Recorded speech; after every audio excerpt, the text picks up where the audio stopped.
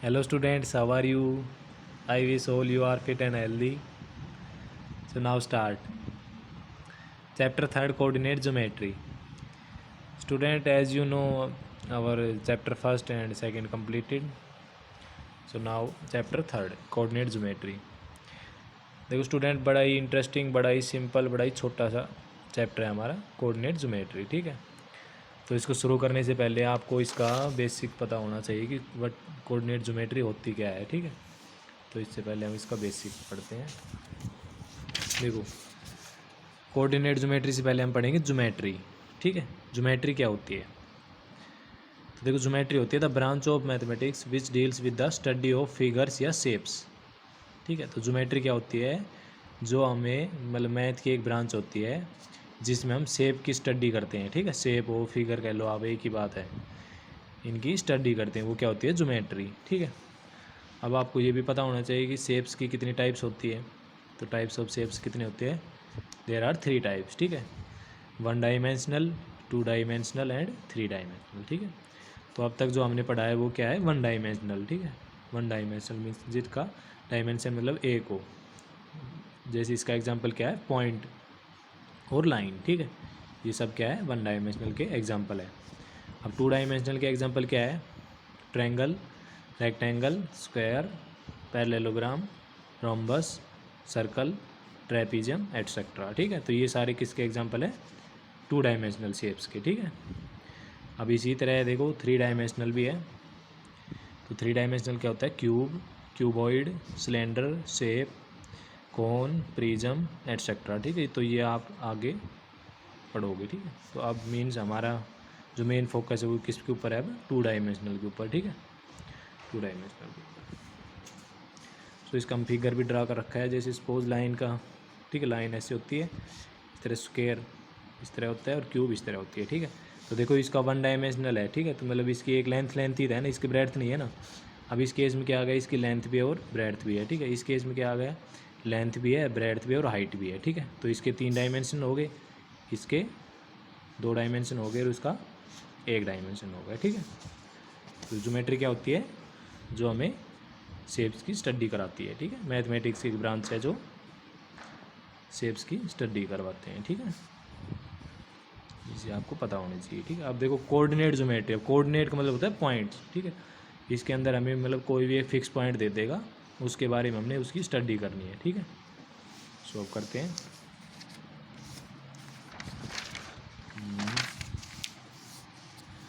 देखो some important points, इसके कुछ इंपॉर्टेंट पॉइंट है। फर्स्ट पॉइंट है देखो, horizontal line is called x axis. ठीक है, अब तक हमने जो नंबर लाइन एक पढ़ी थी बेसिकली इस तरह ही पढ़ी थी हमने, हॉरिजॉन्टल। तो या तो इसको आप हॉरिजॉन्टल लाइन कह दो या एक्स एक्सिस कह दो। सेंटर में क्या है? 0, 1, 2, 3 एंड लेफ्ट हैंड साइड में -1, -2, -3। ठीक है, अब इसको नाम दे दिया हमने एक्स, एक्स डैश। ठीक है, ये कोई हॉरिजॉन्टल लाइन है, इसे एक्स एक्सिस कहते हैं। इसी तरह एक वर्टिकल लाइन होती है, the vertical line is called Y axis. Vertical line कह दो या वाई एक्सिस कह दो। ठीक है, वो किस तरह होती है? ऐसे वर्टिकल, सेंटर में 0, 1, 2, 3, अपर साइड में तो पॉजिटिव वैल्यू, लोअर साइड में नेगेटिव वैल्यू, -1, -2, -3। ठीक है, इसको नाम दे दिया हमने वाई, वाई डैश का। ठीक है स्टूडेंट, अब देखो आगे क्या कह रहा है कि हॉरिजॉन्टल लाइन है, एक वर्टिकल लाइन है। ठीक है, अब हम इन दोनों को एक दूसरे के ऊपर रख देते हैं। इन दोनों को अगर हम कम्बिनेशन कर दें, एक दूसरे के ऊपर रख दें ऐसे, तो वो क्या बन जाता है? वो प्लेन बन जाता है एक। ठीक है, the combination of horizontal and vertical line is called a plane. ठीक है, जिसको हम कार्टेशियन प्लेन या कोऑर्डिनेट प्लेन कहते हैं। कार्टेशियन प्लेन कह लो, कोऑर्डिनेट प्लेन कह दो या एक्स वाई प्लेन कह दो, एक ही बात है। ठीक है, तो ये हम किस में पढ़ रहे हैं? 2 डायमेंशनल में। ठीक है, 2D के अंदर पढ़ रहे हैं इसको, 2 डायमेंशनल के अंदर, एक्स एक्सिस और वाई एक्सिस। ठीक है, इसका कॉम्बिनेशन ले लिया, एक्स एक्सिस, ये वाई एक्सिस। अब देखो ये मीट कहाँ पे कर रही है? 0 के ऊपर। ठीक है, 0 इसका सेंटर पॉइंट है ना, इस साइड से भी देखो 0 और इस साइड से भी 0, तो 0 के ऊपर ये मीट कर रही है। तो ये कैसा प्लेन हो गया? कार्टेशियन प्लेन या कोऑर्डिनेट प्लेन। अब इसकी नंबरिंग कर दी, X, X dash, Y, Y dash. ठीक है, इसकी ये पॉइंट हमने बता दी। तो देखो अब स्टूडेंट, अब ये इसने ना इस प्लेन के 4 भाग हो गए, ये वाला, एक जे और एक ये।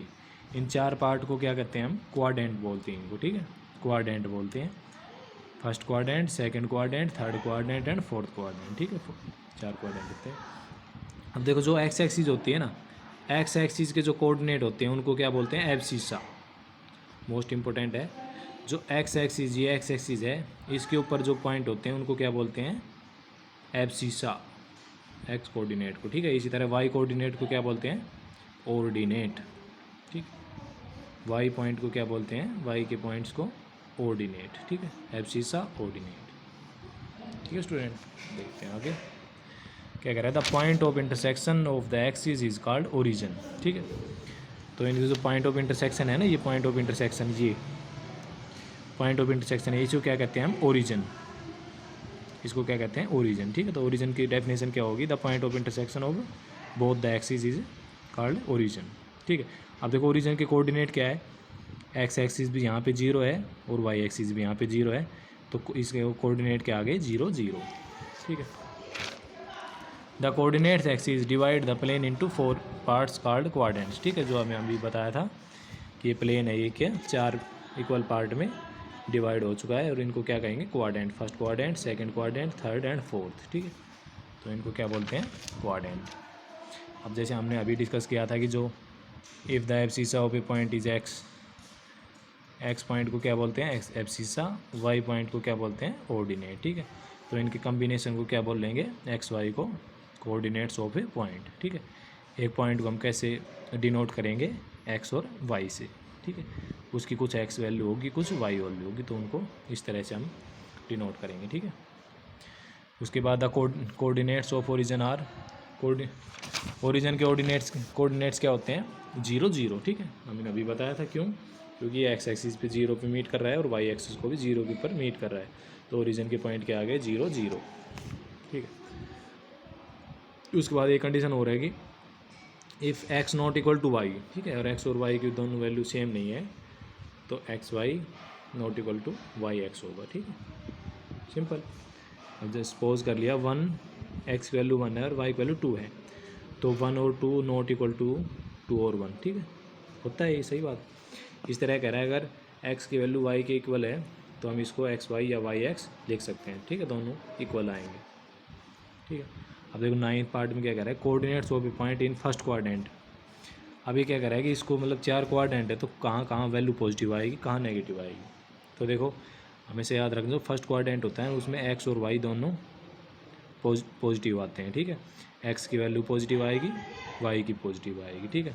इस तरह ये सेकंड क्वाड्रेंट होता है, ये होता है फर्स्ट, ये होता है सेकंड, ये होता है थर्ड, ये होता है फोर्थ, ठीक है, थर्ड फोर्थ, थर्ड होता है, फोर्थ होता है, first second third fourth. First quadrant में सारे पॉजिटिव आएंगे, सेकंड क्वाड्रेंट में एक्स वाले क्या आएंगे, नेगेटिव, और वाई वाले पॉजिटिव। देखो एक्स इस साइड जा रहा है तो ये नेगेटिव वैल्यू है ना एक्स की, अब वाइड इस साइड जा रहा है तो वाइड पॉजिटिव है, ठीक है। तो एक्स का क्या आएगा नेगेटिव, वाई के क्या आएंगे पॉजिटिव। अब देखो थर्ड क्वाड्रेंट है, मोस्ट इंपॉर्टेंट है, थर्ड क्वाड्रेंट क्या है, थर्ड क्वाड्रेंट में हम एक्स एक्सिस पे जाएंगे तो कैसी एक्स एक्सिस है, नेगेटिव है ना, और इस तरह वाई एक्सिस में जाएंगे तो वाई एक्सिस भी क्या है, नेगेटिव, तो इसमें दोनों क्या आएंगे, नेगेटिव, ठीक है।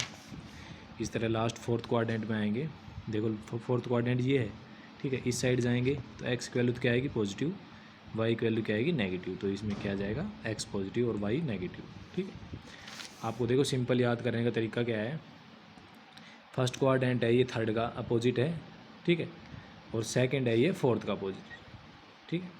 फर्स्ट थर्ड का अपोजिट है, सेकंड फोर्थ का अपोजिट है। देखो फर्स्ट में सारी पॉजिटिव है तो इसके अपोजिट्स के आगे सारे नेगेटिव, ठीक है। सेकंड में फर्स्ट नेगेटिव है तो इसमें फर्स्ट पॉजिटिव आ गया, इसमें सेकंड पॉजिटिव है तो इसमें सेकंड नेगेटिव है, ठीक है। तो ये आपस में अपोजिट है, बस आपको याद रखना है। फोर्थ क्वाड्रेंट होते हैं, पहले में दोनों पॉजिटिव आते हैं, सेकंड में एक्स वाला नेगेटिव आएगा, वाई वाला पॉजिटिव आएगा, थर्ड वाले में दोनों नेगेटिव आएंगे, फोर्थ वाले में एक्स वाला पॉजिटिव आएगा और वाई नेगेटिव आएगा, ठीक है।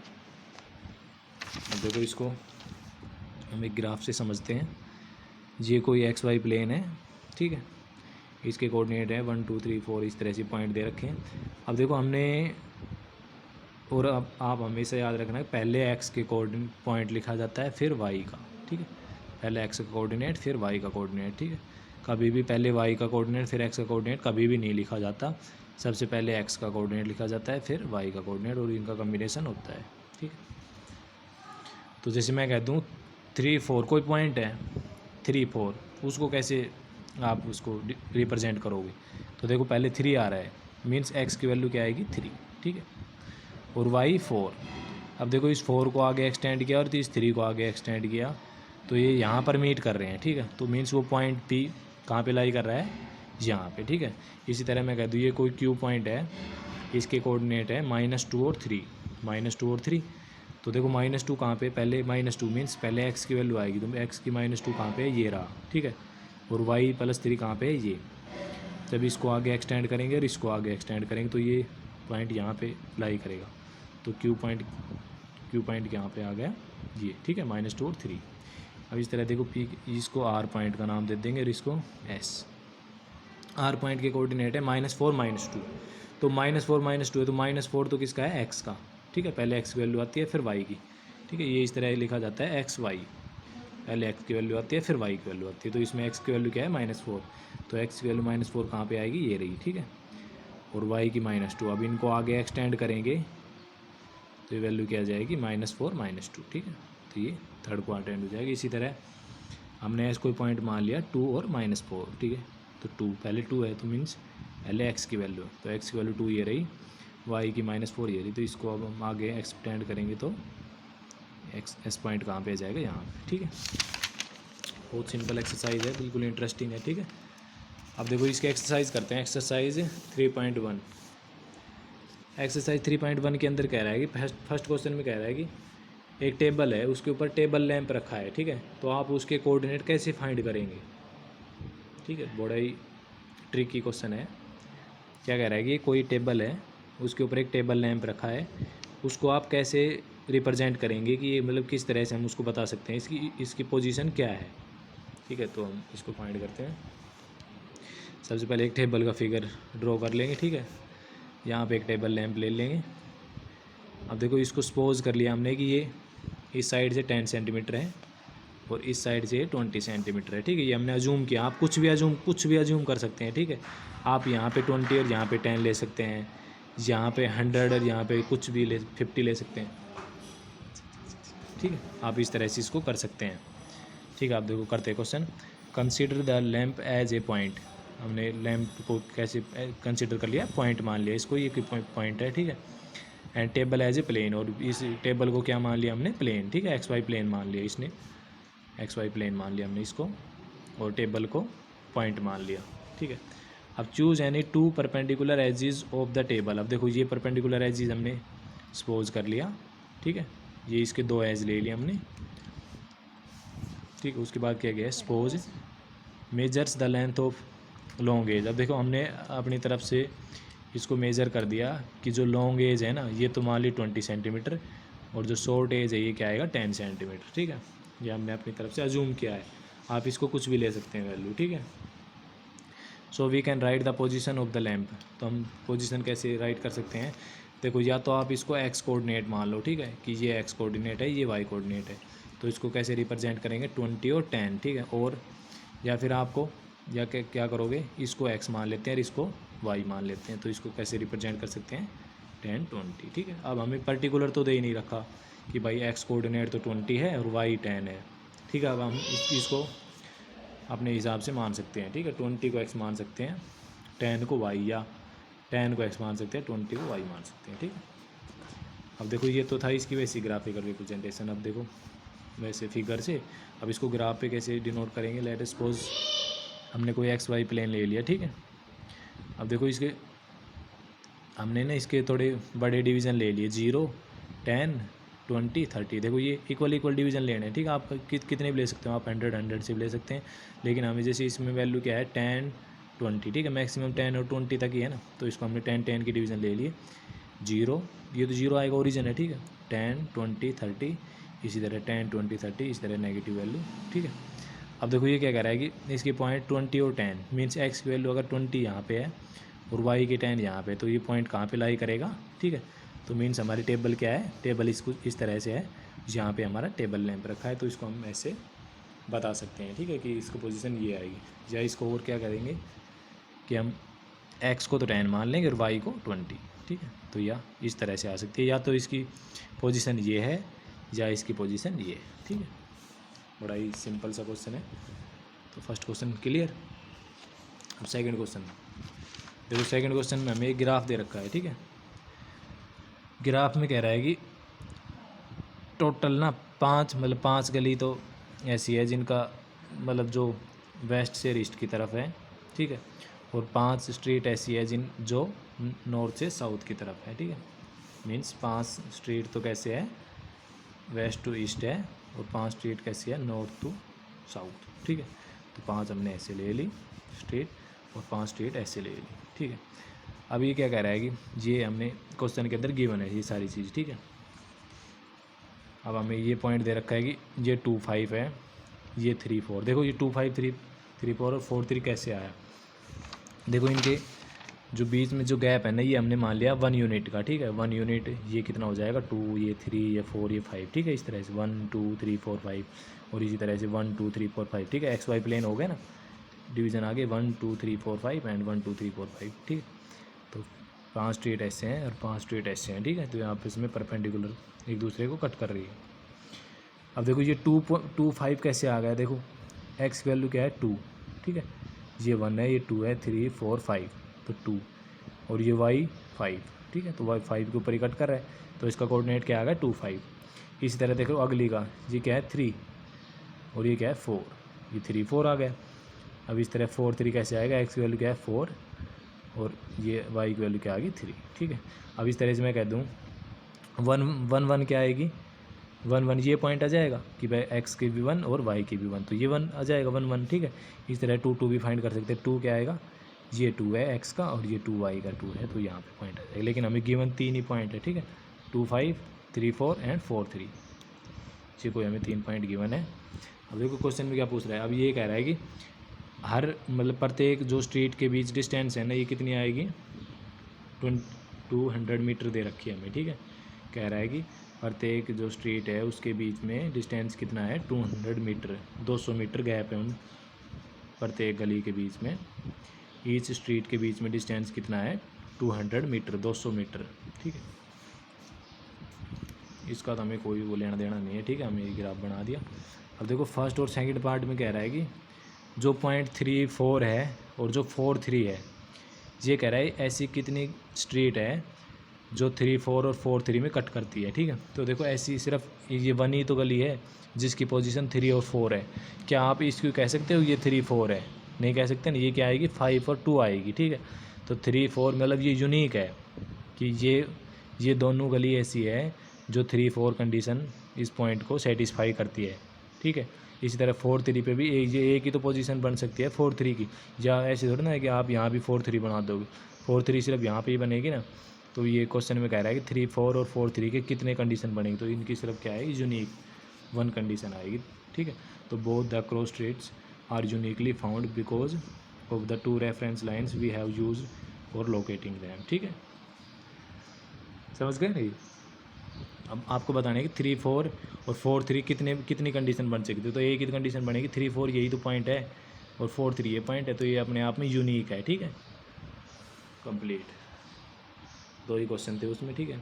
और आपको देखो एक रिमार्क याद रखना है, we always write first X coordinate then Y coordinate, ठीक है। सपोज हमने कर दिया कि एक्स की वैल्यू 2 है और वाई की वैल्यू 3 है, तो हम इसको 2 और 3 लिखेंगे, ना कि 3 और 2, ठीक है। पहले एक्स का कोऑर्डिनेट लिखते हैं फिर वाई का कोऑर्डिनेट लिखते हैं, ठीक है। और देखो जो ये नंबर लाइन के अंदर हम इनका गैप लेते हैं ना, इसको क्या बोलते हैं, 1 यूनिट डिस्टेंस, 1 यूनिट डिस्टेंस बोलते हैं, ठीक है। 1 यूनिट डिस्टेंस 1 और 2 के बीच में, इस तरह नेगेटिव में भी हो सकती है 1 यूनिट डिस्टेंस, ठीक है। क्लियर। सो एक्सरसाइज 3.1 क्लियर है आपकी, ठीक है। आपने इसको करना है फिर नोटबुक में। सबसे पहले इसके पॉइंट को आपने लर्न करना है, ठीक है। इसके 9 पॉइंट है। अब इन 9 पॉइंट में पूरा चैप्टर क्लियर हो जाएगा आपका, ठीक है। 3.2 और 3.3 इन्हीं 9 पॉइंटों से क्लियर हो जाएगी आप, ठीक है। तो आपने इसको फिर नोटबुक में करना है और इसकी प्रैक्टिस करनी है, ठीक है। Thanks student.